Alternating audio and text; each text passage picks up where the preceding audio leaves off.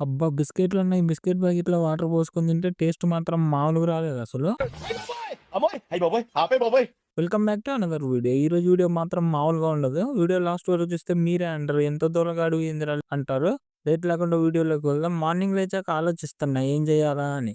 మొత్తానికి ఆలోచిస్తూ అటు ఇటు తిరుగుతుంటే చిన్న ఐడియా వచ్చింది. ఏందంటే నేను అన్నం తింటుంటే చూసా ఎవడో ట్రై చేసాడు. బిస్కెట్ ప్యాకెట్‌లో వాటర్ పోసుకొని బిస్కెట్ తింటుంటే. సర్లే మనం కూడా ట్రై చేద్దామని స్టార్ట్ చేశా. ముందుగా బిస్కెట్ ప్యాకెట్ ఓపెన్ చేయాలి ఇలా.